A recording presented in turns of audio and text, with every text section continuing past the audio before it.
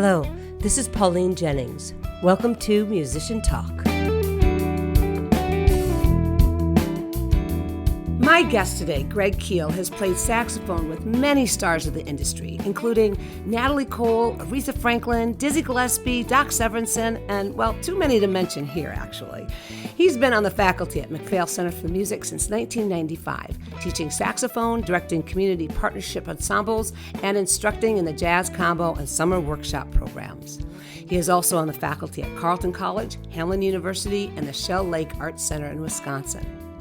Greg's high school and college students have received recognition from Downbeat Magazine's annual Student Jazz Awards and are frequently selected as members of the Minnesota All-State Jazz Ensembles, the Dakota Combo, Minnesota Youth Jazz Bands, and the Minnesota All-State Concert Band. Greg is currently a member of the JAZZAX Saxophone Quartet, Synergy, and the 10-piece soul pop group called The Good, the Bad, and the Funky. He is an artist clinician for Selmer Saxophones and served 2 terms as vice president of the Minnesota chapter of the International Association for Jazz Educators. Greg is one busy man. Let's find out more about his musical journey. Let's talk to Greg Keel.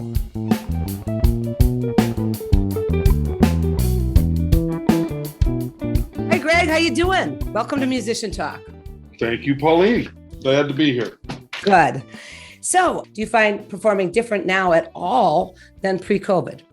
Well, things for me in a few of the bands that I work with regularly were socially distanced outdoor events last summer. The outdoor concerts that I played or outdoor gigs last summer, fall, and now again this spring and summer, although I've been playing inside at some of the clubs as restrictions have eased. People were so darn glad, Pauline, to be hearing live music. I mean, it was really quite emotional.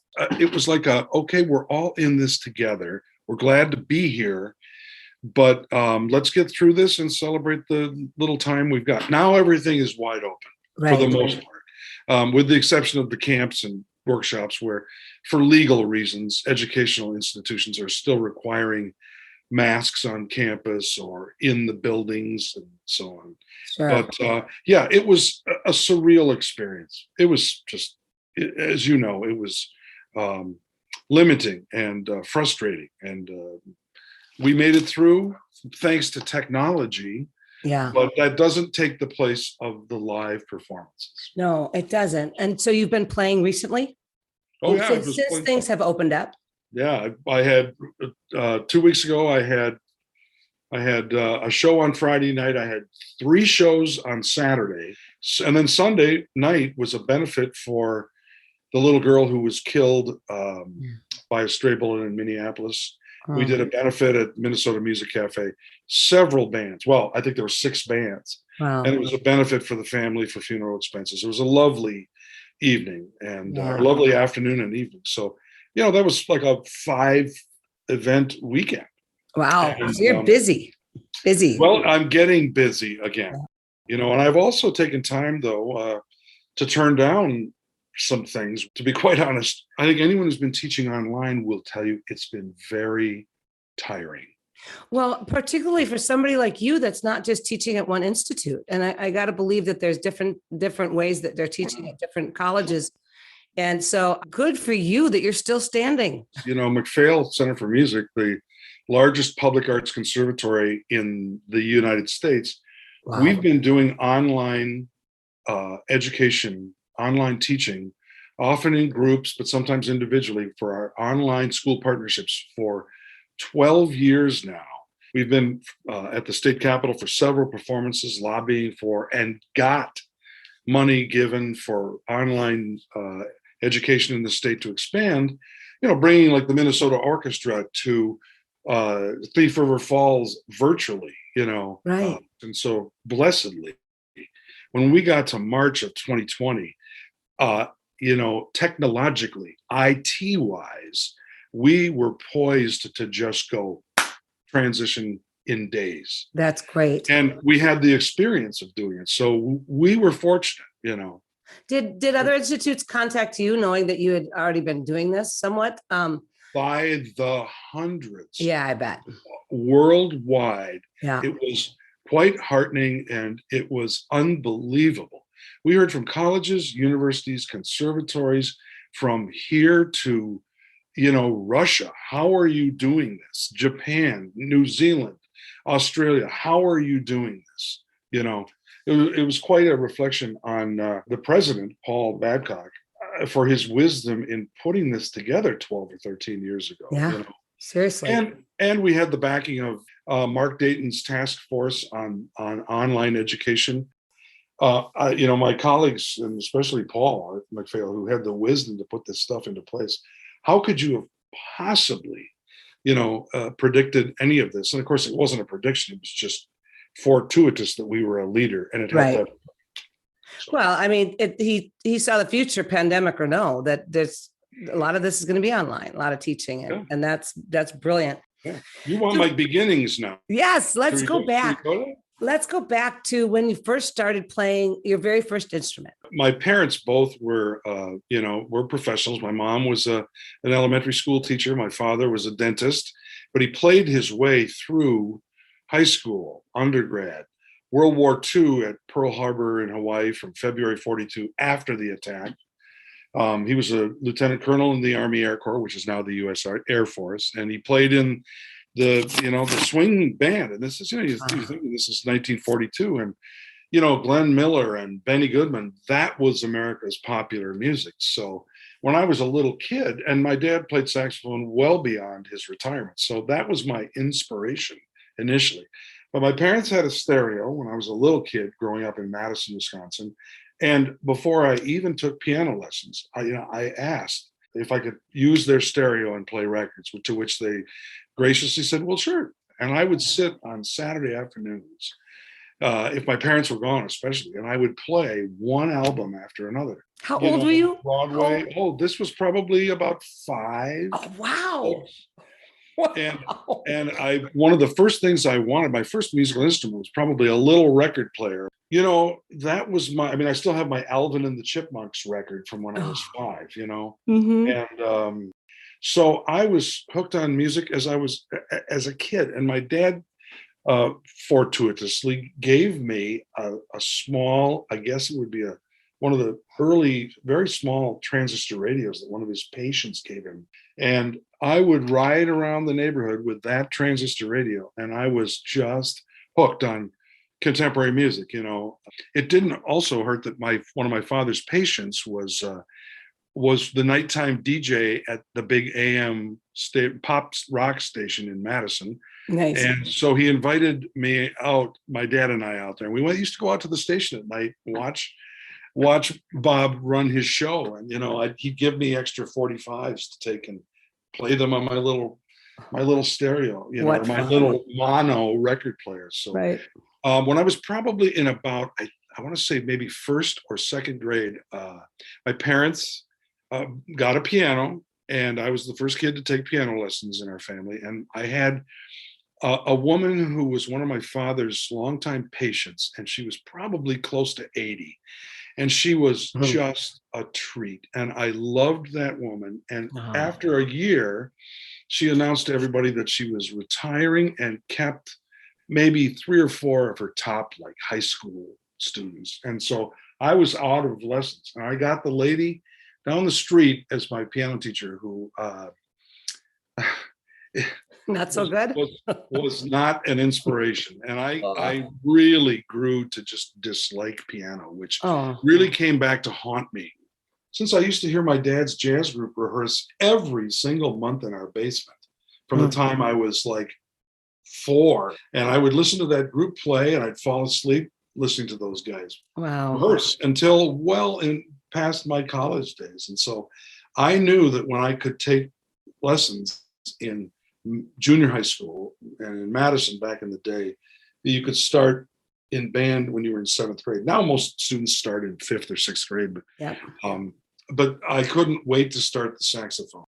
About halfway through my 9th grade year, my dad found me the best private teacher in Madison, we still talk to this day, all these years later, all those, 52 years later, I still have in touch. In fact, he played my Bill Grahn, my teacher, played my mom's funeral a few years ago. Oh. I asked him to use my father's old instrument and play Amazing Grace. And it was Oh. very touching, but I couldn't wait to start saxophone. I had a phenomenal middle school and high school director who was the same for all 6 years. Oh, that's nice. And by the time I got that private teacher halfway through my ninth grade year, that was 1969, I was full bore. I started going to summer music camps and practicing. When I got into high school, I joined the jazz ensemble. Lucky, it was very competitive, and I got in kind of on a fluke because I loved jazz music. And then when I went to college in the state of Wisconsin, there were two schools that really focused on jazz: Lawrence Conservatory, Lawrence University in Appleton, which I couldn't afford to go to, and University of Wisconsin, Eau Claire. And I had already been there several times for the annual Springtime Jazz Festival. So I knew I was going to go there. I was not a music major my first year, but quickly became one. And the rest, as they say, is hysterical. Nice. So you teach. Did you go to college for a performance degree and or teaching degree? Good question. I was a music education major. Okay. So I was on a track to become a band director. And, my band director friends are some of the absolute most phenomenal people on the planet. Mm-hmm.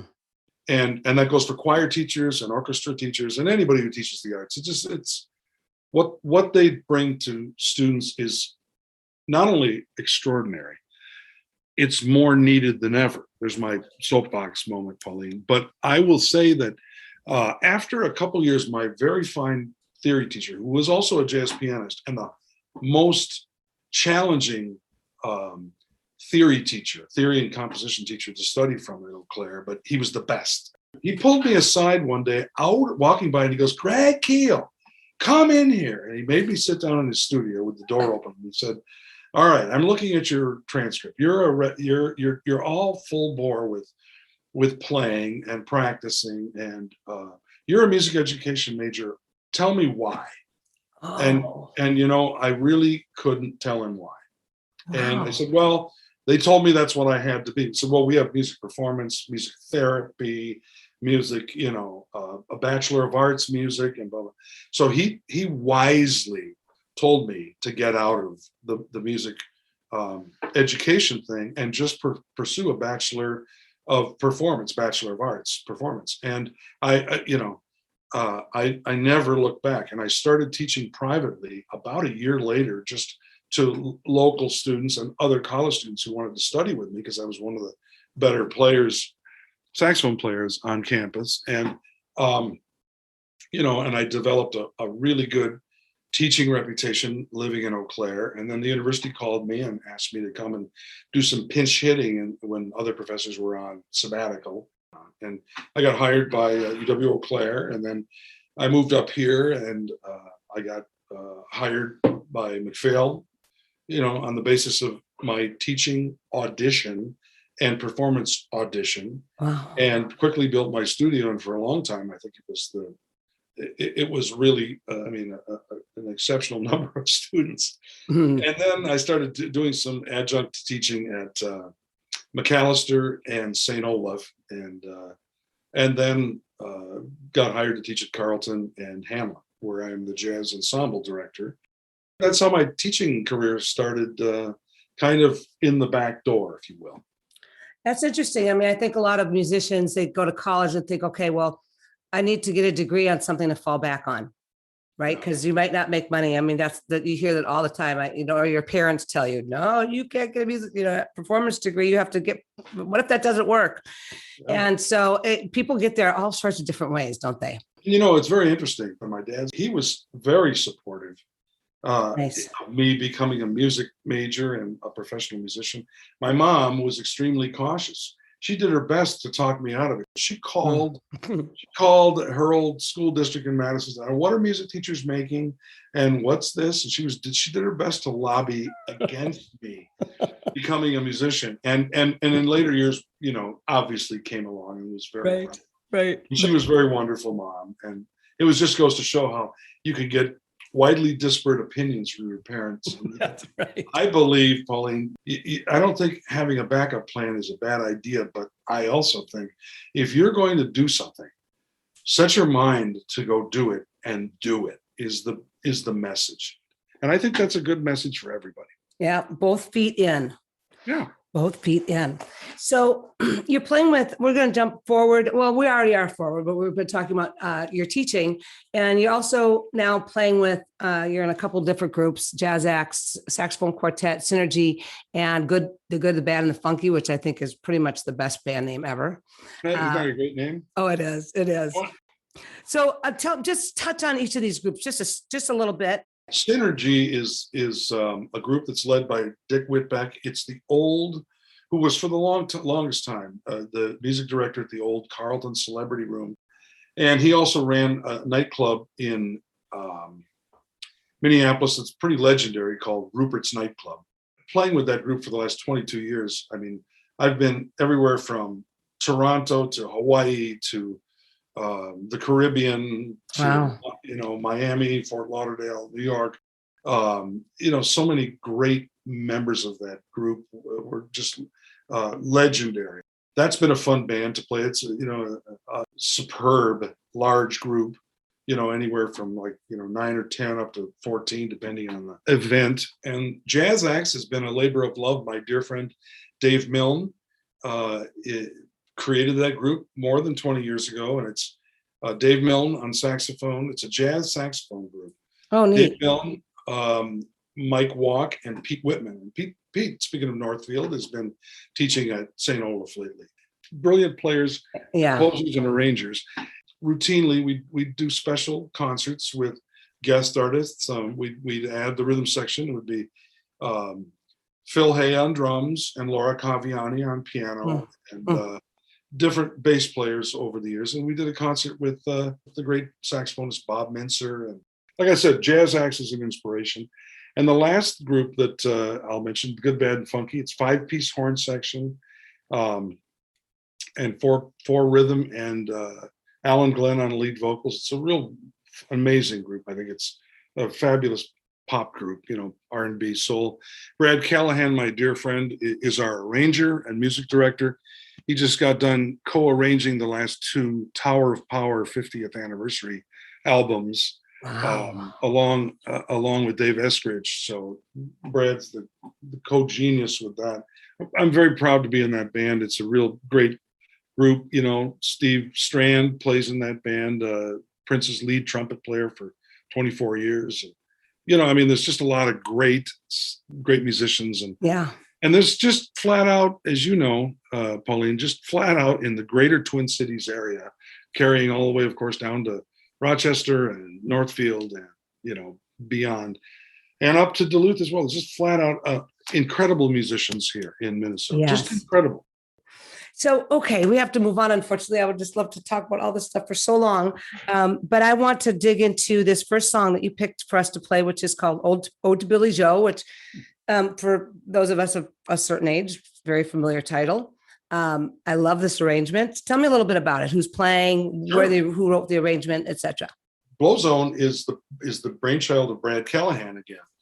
Ode to Billy Joe. It starts with an organ thing that's very reminiscent. It's kind of a ripoff, a tip of the hat, maybe, if you will, to Blood, Sweat, and Tears. Okay. Blood, Sweat, and Tears. God Bless the Child's opening. And a little churchy. It's a little churchy. And This is kind of a gospel kind of sound. And it's I'm playing tenor saxophone on here. Cool. It made some smooth jazz radio stations. And, although that's not where we were headed with this. Right. To be more of an R&B soul horn section album, but this one tune, it hit home, I think, because of the familiar melody that everyone knows. And it is smooth and sexy, I have to say. Let's just take a listen to this wonderful arrangement of Ode to Billy Joe. Here it is.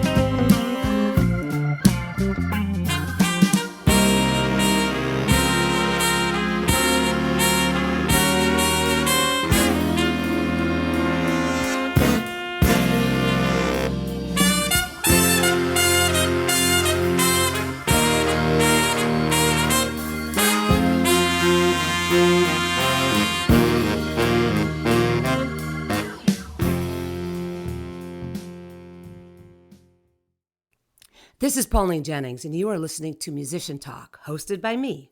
You just heard a portion of Ode to Billy Joe, featuring my guest, Greg Keel, on tenor saxophone.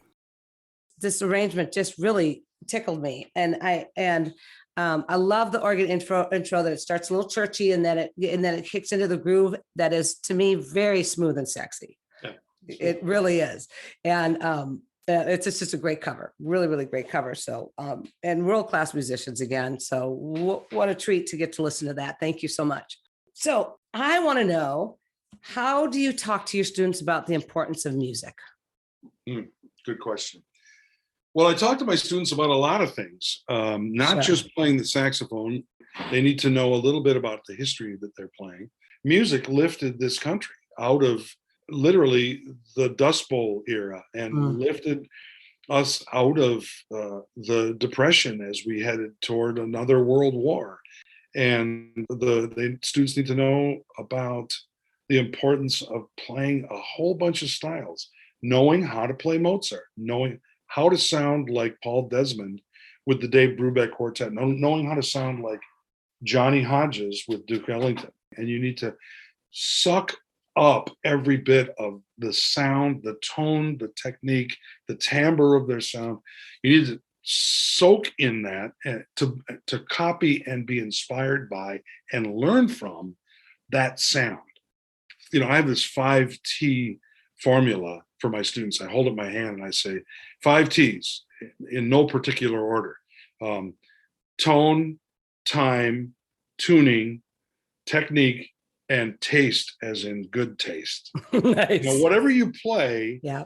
If you're just warming up in the band room, you know, or in front of your friends, play something that's in time. If someone hears you playing something that counts, then you're showing musical integrity, and that's important. Yes. You said earlier, what our teachers bring to students is phenomenal. And I just want to expand on that a little bit more.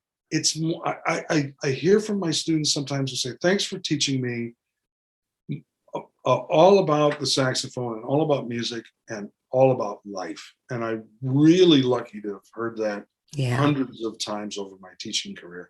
Wow. And that means as much to me, not more than, but as much to me about the student's relationship with the teacher and the effect that has as anything. And I have students who have gone on to become doctors and lawyers and news anchors and ministers and bankers and accountants, but they're all still music fans and they all still stay in touch with me. Music in their life continues, even though they may not be playing as a full-time player, but a lot of them do play. And what a joy to see that continue through their entire life. Yes. It did for my late father. That is great. Thank you for that. I want to turn to the next song, which is a jazz standard called Freedom Jazz Dance. This is a more technical, straight ahead jazz, improv-based jazz. However you want to describe that. Great song by Eddie Harris, who played tenor saxophone and a little of modified trumpet. He put a alto saxophone metal mouthpiece, had it retrofitted so it could fit on a trumpet or a flugelhorn. He dabbled in that a little bit, but this is a really challenging melody, as Steve would tell you.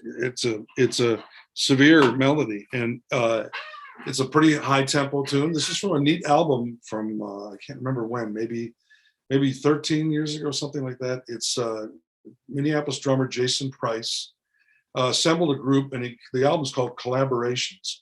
You cannot play this song unless you are an accomplished musician, and everybody in this group obviously is world class. I mean, just phenomenal. And so let's take a listen to Freedom Jazz Dance featuring my guest, Greg Keel.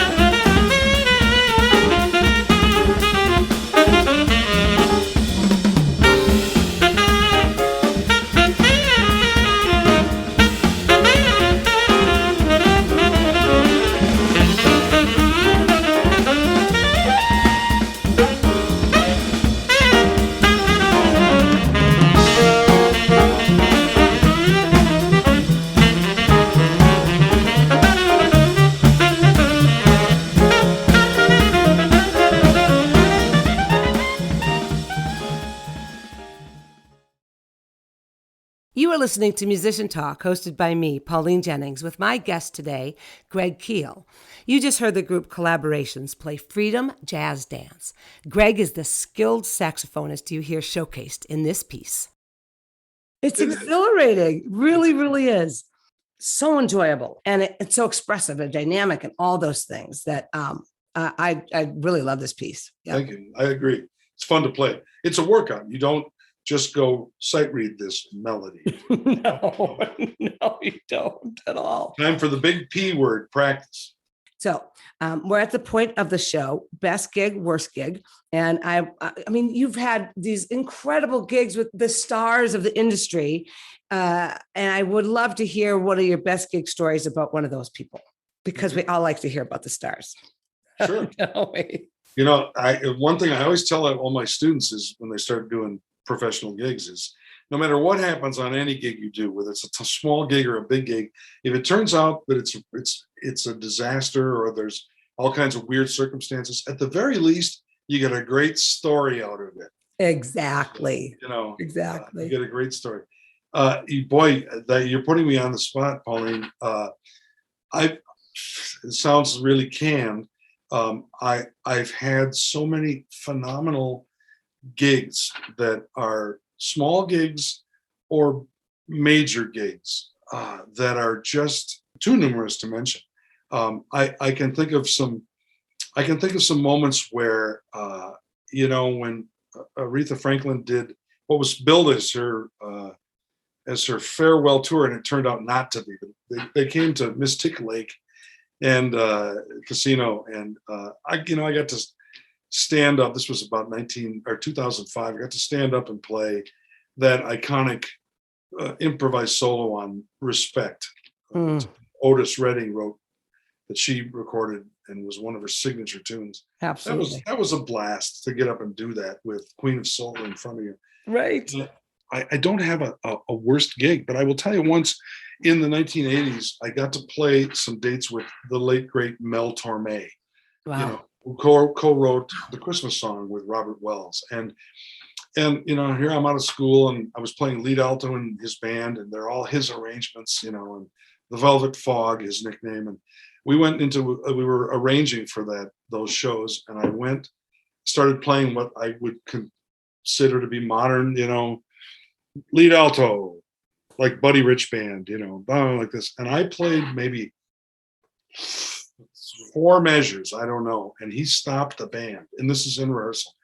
He stopped the band and let me have it. He did not like the way I was playing. It was way too aggressive. It was way too intense. It was way too, muscular, and it wasn't like it was bad taste or anything. It was just, he didn't want that sound. And so I learned a really good lesson right there that I never forgot. Always play the room, always play what the artist wants. So it wasn't a bad gig. It turned out to be a great gig. Several performances, many performances over that week, but I learned a lot from that moment, and I never forgot that. Wow. That works. That works. And, a lot of people can't pick a best gig because this is why we do it, right? It's so good. Most of it is so good. Yeah. So before we end here, I want to give you a chance to tell us where we can find you, where you're playing with these different groups that you're in. Sure. Well, next Wednesday, you'd have to journey a little bit, but I'm playing in Shell Lake, Wisconsin, the beautiful little town. We're doing our annual tribute to the big bands, and it's a real all-star event. A lot of great players, many from the Twin Cities. I believe Scott Johnson and Ethan Fryer, and I can't remember if Jeff Gottwig is on that show, but that's next Wednesday, and that's going to be a cool gig to do. Yeah. The Good Bad Funky Band has a performance on July 9th at Minnesota Music Cafe. The next night on July 10th, we're playing what used to be the Mears Park Funk and Blues Festival, but it's been moved to a brewery in St. Paul. But you can just go to St. Paul Lower Town Blues Fest, and that's wherever the location is now. It's okay. Brewery. I can't remember what the brewery is. And then I'll be at PD Pappy's with GBF, Good Bad Funky, on Saturday the 24th of July. And we're playing a very family-oriented, with that band, public concert out at Highland Hills Ski location. Nice. Great concert location. I'm trying to remember. The Belfast Cowboys, I think, are there this weekend. We're playing a concert on Wednesday, August 11th with that group. And so people could just look up the Good, the Bad, and the Funky, and they'll be able to find information on their schedule on the old internet. Yep. Okay. Excellent. So that's what I'm going to do in order to find where you're playing and come and see you play, because I'm really excited to do that. And thank you so much, Greg, for joining me today for this great conversation and a little walk through your musical journey and some information or some of your insights into teaching. What a great conversation this has been. Thank you so much. It's been a pleasure. Thank you, Pauline. All right. Bye-bye. Many thanks to Greg for joining me today for this terrific walk down his musical path, and heartfelt gratitude to you for listening to Musician Talk on The One, KYMN. Tune in next week and have a terrific day.